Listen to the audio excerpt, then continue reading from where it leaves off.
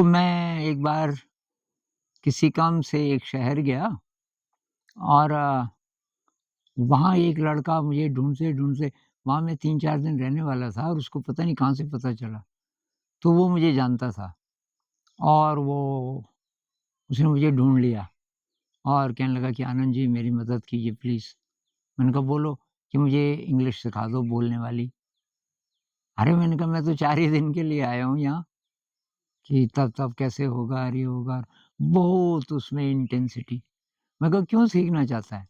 कि क्या बताऊँ आनंद जी मैं दिल्ली गया एक शादी में और वहाँ रिलेटिव्स आए हुए थे और कि मेरी उम्र के 20-22, 25 तक उम्र के बहुत सारे थे लड़के-लड़कियाँ और एक लड़की से कि दूर की थी रिलेटिव पर उससे मेरी दोस्ती हो गई थोड़ा और अब कि वो बातचीत करें अंग्रेजी में और वो लड़की मेरे से कुछ पूछे इंग्लिश में और मैं तो हिंदी में समझ तो आ जाता था, लेकिन मैं हिंदी में बोलूँ। फिर कि धीरे-धीरे उसको गुस्सा आ गया, उसने कहा तेरे को अंग्रेजी नहीं आती? मैंने कहा नहीं यार बोलनी तो नहीं आती। उसने कहा फिर तो आदमी है ही नहीं, तो किसी भी सभा में जाने लायक नहीं है। ऐसे बोल के और उसने की बातचीत ही बंद कर दी और मैंने कहा फिर?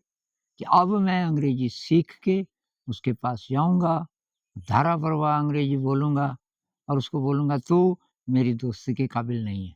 तूने केवल इस बेसिस पे मेरे को रिजेक्ट किया कि मुझे भाषा नहीं आती। भाषा कोई इतनी बड़ी चीज़ थोड़ी है। अच्छा मैंने कहा चल यही सही, लेकिन यार मैं तो 4 ही दिन हूँ, क्योंकि कुछ तो प्लीज़ बताइए। तो उस शहर में टूरिस्ट बहुत वहाँ से गुज़रते थे, वहाँ से आगे केदारनाथ, बद्रीनाथ।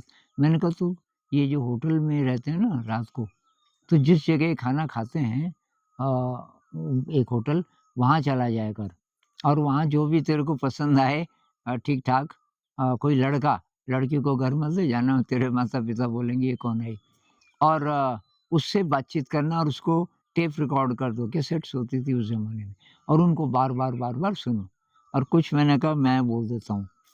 तो वो हमने रिकॉर्डिंग की उस दिन और उसने वो फ़ॉलो किया कि कोई भी विदेशी जो आते हैं, किसी विदेशी को पकड़ के ले जाए घर में। 1 साल में वाक़ई उसकी इंग्लिश बहुत कमाल की हो गई और वो बार-बार बोले ये आनंद जी ने सिखाया। तो अ, ऐसे भी हो सकता है।